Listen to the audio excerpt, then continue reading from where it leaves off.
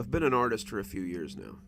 I went to school with people whose understanding of art stopped at watercolors and still lifes, but those never really were my thing. I like to be experimental in my work, really push the boundaries of art. My high school art teacher, Mr. Caff, never really understood that, but it's probably hard to understand much of anything with your head firmly crammed up your backside.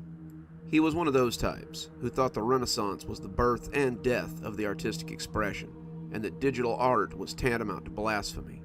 He did not tolerate modern art in his classroom, and I likely wouldn't still be doing art if it wasn't for Terry. Terry and I met in art class freshman year, and we've been friends ever since. Terry is your textbook manic pixie dream girl, and her artistic medium is pop art with a soft spot for comics. She did all those reimaginings of classic comic covers, always in heavy oils and deep, saturated colors, and her work is really something to behold. Mr. Caff may not have understood her medium, but he understood her process, so she made straight B's in his class. I have a theory that he was trying to get into her ripped blue jeans, but manic pixie dream girls rarely fall for the middle-aged high school teacher, so tough break, Teach. The old bastard tried to fail me, on the other hand, but I rose above it, and now I'm one of the most well-known modern artists in the city, likely to his chagrin. My art is far from what you'd consider classical. I make sculptures from various mediums, do charcoal prints, weird displays of paints and acrylics, and recently I've begun doing metalwork sculptures and something I'm calling transitory mundane. The basic premise is that you take something normal, a refrigerator or a couch or a TV, and make it utterly mind-blowing. My horror fridge took first place at last year's Fall Gala, and my TV Apocalypse made the paper earlier this year. This time, however, I've got something really interesting in mind. Terry raised an eyebrow as I pulled the cover off my latest art project. I call it the Infinity Table. Terry looked dubiously at the rectangular living room table, a thick piece of glass sitting propped over a dark opening. It just looks like a regular table to me. I'm not sure what kind of concept you're going for, but I don't get it. I grinned as I leaned down, flicking a switch as the inside lit up to reveal the trick.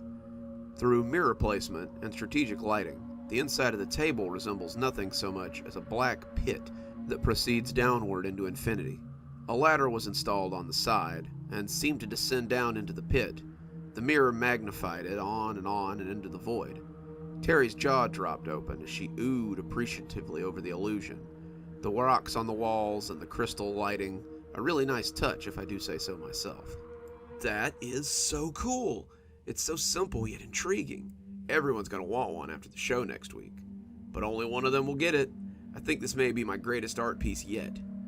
The two of us cackled over my brilliance, and Terry told me about the panels series she planned to do for her own entry.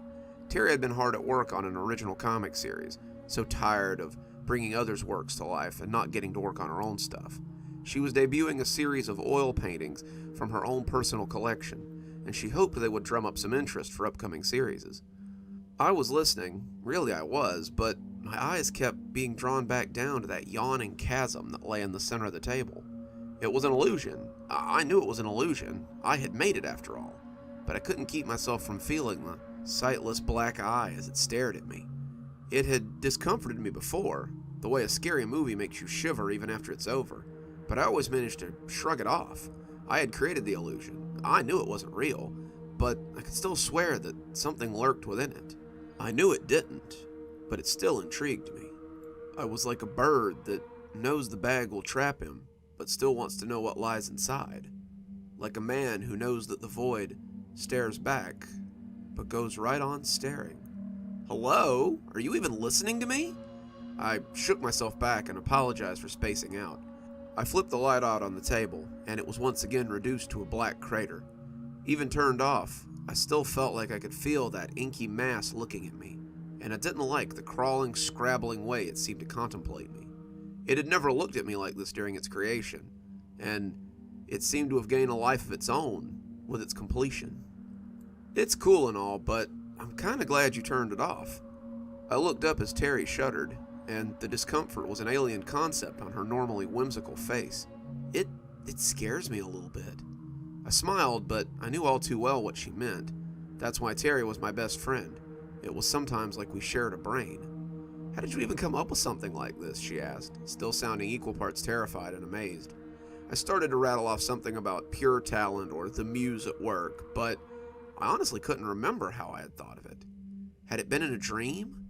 It seemed like I had been inspired by something to build this piece, but I couldn't remember what. I had been so driven the last few weeks to finish it that I never really stopped to think why. "Hello, you spacing out on me again?" Terry laughed, snapping her fingers in front of my face. I shook my head, getting a grip before answering. "Just the muse at work, I guess." I took her out for drinks then, wanting to forget about the feeling that dark eye had given me, as much as she did, but it was never far from my mind. When I stumbled back that night, the few drinks turning into a few too many drinks, I stood over the table and looked down into the dark, unlit eye. Even drunk, I felt the regard of that hateful space, and it sobered me a little. I could feel it staring at me through the flimsy haze that lay between us, and the dark hole seemed to long for its freedom again. I reached for the switch with a shaky hand, the mechanism snapping crisply as it came to life. The light came on, but it was cold comfort. The hole stretched into the earth, a dark and gaping maw that filled me with dread. Why had I created this thing? How did it occur to me to make such a hateful portal? How had I conceptualized this? The longer I looked into it, the more certain I became that I could see something at the bottom. It seemed to move within the dark eye, with frantic, herky-jerky movements. It moved like something in a claymation cartoon, and its regard was like wasps crawling on my skin. I didn't know what it was, couldn't even tell you how big it was, but as my hands trembled back towards the switch, I saw one thing for sure. It had begun to climb the ladder. The light snapped off with a smart pop, and I was left once more with only the dark haze across the glass. I went to bed, but my dreams were plagued by that bottomless eye and that thing that moved within. I didn't turn it on again until the day of the show. I honestly debated just pushing it into an alley behind my apartment and forgetting it ever existed, but I had too much time and money invested in the project to just walk away. The components hadn't come without a cost, and the prize money, not to mention the money I would make once it was sold, would allow me to do art for another few months. If it flopped at the show, I might have to actually find a job, and that would be the biggest blow to the art community imaginable. So I loaded it into the back of my ratty old pickup, the camper allowing it to ride in relative safety, and drove it to the gallery. I had secured it with a rope, not wanting it to tip over and break, despite my misgivings. I could tell myself that I kept checking the rear view the whole time just to make sure it wasn't getting damaged, but that was a lie. I wanted to make sure that nothing simply climbed out of it as I drove through the crowded streets of Seattle to what I hoped would be a feather in the cap of my career. My neighbor had helped me load the table. Beefy neighbors have to be good for something, right? And thankfully there were burly men in black security shirts to help me unload it. They did most of the unloading and reloading onto the hand dolly too, which was good because it had taken everything I had to put my hands on it as we loaded it into the truck. It had sat like a revered monolith in my living room for the past week. After I had woken up that first morning to a hangover and the sunlight illuminating the pit under that all-too-thin pane of glass, I had covered it with a tarp. I hadn't touched it, hadn't sat anything on it, hadn't even let my feet lean against it the whole week, and the thought of its surface against my skin made me feel crawly. I couldn't remember why I had been so excited about this thing, and only a feeling of deep revulsion filled me when I looked at it. If no one bought it, I had decided I would donate it to the gallery after the show. At least I could write that off on my taxes. Terry waved at me as she saw me coming in, and her little bird arms seemed ready to pop as she wrapped them around me. "I see you didn't get rid of it," she said with a smile, though her voice sounded strained. Terry wouldn't say so, but she seemed to feel the same trepidation I felt around the piece. I figured that someone would buy it, and who knows, the judges might really like it.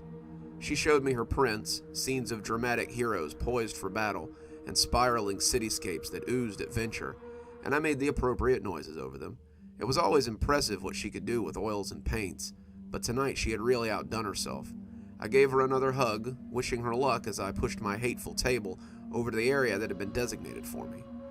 A passing pair of lost frat boys helped me get it off the dolly, and far too soon I was left alone with this blight upon the world. I didn't turn it on. I honestly didn't really want to look at it, and I just contented myself to stand there as people bustled by and set up their own pieces for the show. 20 minutes later, my mind wandering, someone called my name, and I turned to find a stern-faced woman looking down at my piece. "What is it?" she asked, a ribbon on her shirt letting me know that, though she wasn't a judge, she was still very important. The ribbon let everyone know that she was a contributor, the color putting her in a high tier. "It's called an infinity table," I told her, her scowl not impressed. I reached down, my fingers trembling, and flipped the switch. I expected to see an angry something looking back at me, the glass bearing long cracks where something had battered it from the other side. But instead, it was just the same dark eye as always. It regarded the two of us with an unfriendly familiarity, and the stern-looking woman looked impressed as she took it all in. Very interesting. Not my style, but very interesting. You should leave it on if you want anyone to buy it. The endless tunnel is a definite selling point. I waited for her to move away before switching it off again. She had a point. If I wanted to get rid of this hateful thing, I needed people to see what it could do. The fear of something climbing out of it seemed silly now, as all these people stood around me, but it was a silly feeling that wouldn't abate. In the end, my greed overrode my fear, and I flipped it on so I could draw in some interest. Interest I found. People came over to have a look, and there was a fair amount of oohing and aahing. They asked how I had done it, wanted one of their own, but I told them it was a one-of-a-kind piece and would likely carry a steep price tag. All the while, my eyes kept flitting back to the crevice in the center of the table, as though I expected to see something crawl up from the depths. I could see, or at least I imagined I could see, the stunted figure as he stalked about at the bottom of the pit. It was trapped there. This was its prison, and now I had given it a means of escape. I had invited it out of the pit, and now it could come into our world, and wow, how did you ever come up with something so cool? I started. Someone new had come up to ask about the infinity table, and I told them again about the concept. It all sounded so false to me now. I hadn't come up with the concept, though I could certainly talk about it in an educated manner. What a smart little bird I was. I could talk oh so prettily about my new project, using all the right buzzwords and trendy lingo to catch all these yuppies' attention. I was an artist. I created art, but I was beginning to feel like something else. This was beginning to feel like I was being used. Despite these misgivings, the show was going pretty well. People loved the infinity table. They thought it was really cool and a great perspective piece. I had a few tentative offers, but nothing serious. I would have probably taken the first offer, but the hole in the table kept distracting me. As I talked to people, I could see the small something beginning to climb the ladder again. It was still very small, like a fly crawling on a window pane, but as it climbed, it got larger and larger with each rung it grabbed. There was no way this could be real. I had built the thing. There was no hole in the void. It was all an optical illusion. Even so, the small creature was climbing up and up and up as these stupid airheads talked on and on about how much they loved my table. "Hey, you okay?" I jumped, realizing I'd been staring at the table for nearly 5 minutes. Terry was there, a well-dressed man grinning on her arm. Terry wasn't tall, but this guy looked like he might have had some hobbits in his family tree. He was short, hairy, dressed in a luxury white suit with a gold chain and a lot of very aggressive chest hair. I wasn't certain I could smell him. There were a lot of sweaty bodies, mine chief among them, but there was a definite tang of musky cologne and fragrant soap. Terry was smiling, but the smile looked paper-thin as the man, whom I was already calling Leisure Suit Larry in my head, rubbed his arm against her hip. "This is Clive," she said, indicating Larry as she slid herself free of him. "He liked my art so much that he decided to buy all 5 pieces. I just knew he had to see your infinity table, so I brought him over here to have a look." Translation, Leisure Suit Larry was Loaded Larry, and she was hoping she could solve both our problems. Larry had sized me up as she spoke, and I could feel my skin crawl under his less than altruistic stare. "I consider myself a lover of art, amongst other things. Did you make this?" he asked, looking down into the table as his eyes seemed to dazzle as they took in the sight of the gaping pit. "I did," I began, but before I could say anything else, I looked down at the table and felt my throat constrict. He was bigger now, the size of a thumbprint, and climbing fast. He was speeding up, climbing rapidly, and I wasn't sure how the others couldn't see him. Did they not see the shadowy little creature as it grew from a thumbprint to the size of a silver dollar? Larry was saying something, complimenting my work, but all I could focus on was the growing spot of black as it climbed like a mad thing. "I'm sold, love," he said to Terry, the word love making her flinch. "I'll pay you $30,000 for it." I couldn't speak. My throat was a stupid machine, incapable of doing anything but killing me slowly. The thing was twice as large now, growing quickly. I had no clue what I would do if it got to the glass and just started banging on that thin sheet of tempered material. Larry was looking right at it, his nose inches from the tabletop. How could he not see it? Playing hard to get, huh? Okay, 40,000 then. I could make out the top of its head, its face turned up to look at the land above. Its eyes were like twin coals, its mouth open in a leering grin, and its hands were covered in hair or tar or something. Its body was like an undiluted shadow, a golem of darkness that was climbing like a fiend to get at the lighted world above. It seemed like I might have unintentionally created performance art, I thought with a weak little gasp. Escape from purgatory in real life. Terry slid her hand into mine and squeezed, bringing me out of my panic. "What's wrong?" she whispered, seeing my face and sensing my fear. "You're a tease, aren't you?" Larry said, looking up from the table coyly. "Fine, but 50,000 is as high as I'll go, unless you agree to have drinks with me after the show. Then I might be willing to go up to 60. "Sold," I squeaked out, afraid he would take it all back and leave me with this thing. He extended a hand over the table. As I shook it, I could see the creature's face coming closer and closer to the top. I pumped his arm twice before bending down to snap the light off. Can you take it now?" I asked him, my voice sounding frantic even to my own ears. "Don't you want the judges to see it?" Terry asked, a little confused. The panel of 3 judges were just coming to the display area, but I didn't want this thing close to me for more than a second. The hell with the judges. The fear inside me was like a starving weasel, and I feared it would burst through my chest any minute. "Can you?" I asked again, looming over him. He nodded dumbly, taking out his checkbook and scrawling out a business check. I took it, and he pulled out his cell phone as he made some calls. He excused himself, and before Terry could ask any more questions, I pocketed the check and left the gallery. I met her later for drinks, and she said Larry had excused himself after the purchase. He said he wanted to get it loaded and set up in his own exhibition right away. I think you scared him with your intensity a little. We laughed about it then, my soul lighter now that I didn't have to look at that hateful table anymore. I hadn't thought about that table until yesterday, about a week and a half after the gala. The check had been cashed, and the money had easily floated my art career for the next few years. I'd paid some bills, paid my outstanding credit card debt, and began living pretty comfortably off the excess.